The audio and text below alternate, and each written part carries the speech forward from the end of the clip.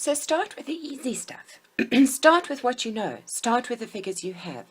Sit down with your suppliers' invoices and write down what did the raw materials cost you for the thing that you're making. So I'm going to use the example of a tie-dye t-shirt for these conversations just to keep it simple.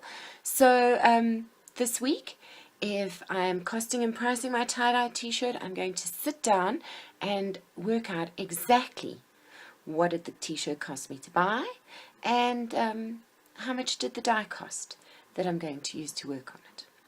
And if there were any other things that I used to actually maybe make it up, maybe there was a label or something like that that I need to include, I'll write all of those numbers down.